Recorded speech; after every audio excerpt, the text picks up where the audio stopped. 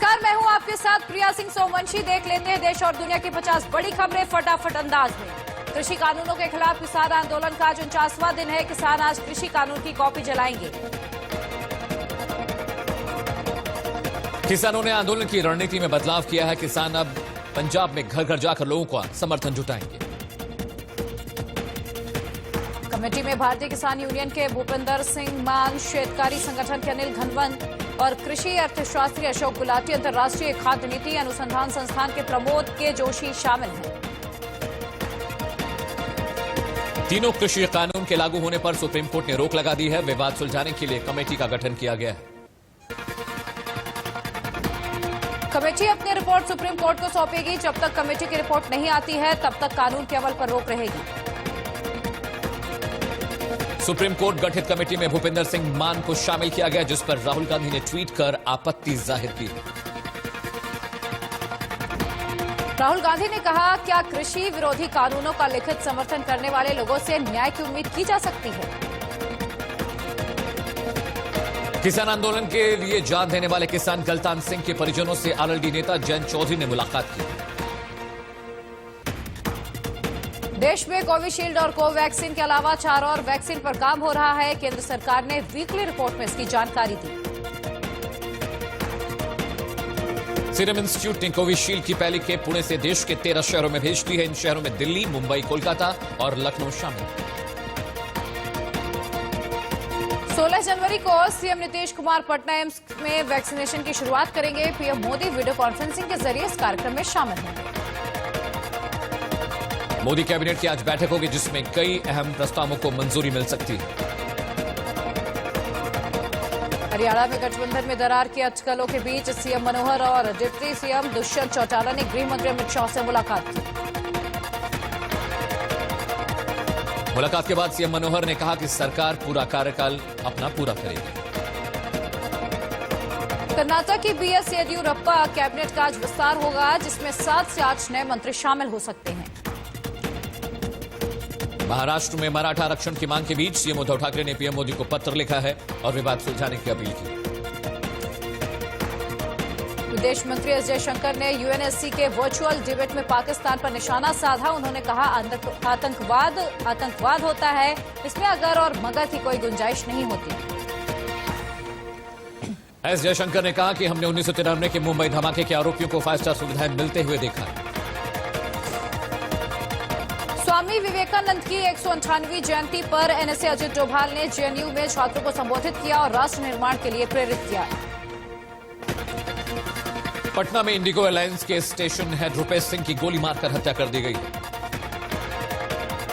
Bike सवार बदमाशों ने रुपेश पर 6 राउंड फायरिंग की। इलाज के दौरान रुपेश की मौत हो गई। युद्धाभ्यास के दौरान जोधपुर की कायलाना झील में डूबे कैप्टन अंकित गुप्ता का शव 6 दिन बाद बरामद कर लिया गया।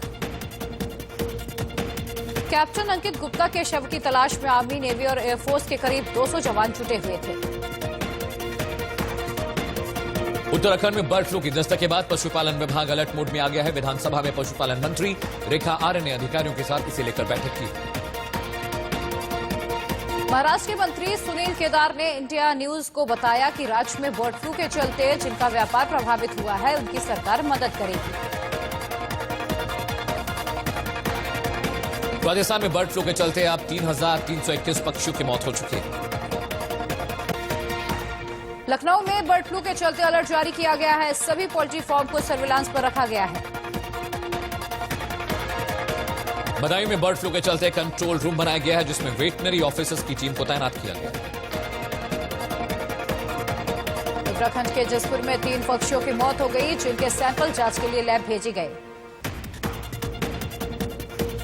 लद्दाख में बीआरओ की टीम ने एलएसी की तरफ जाने वाली सड़कों पर बर्फ हटाने का काम शुरू कर दिया है।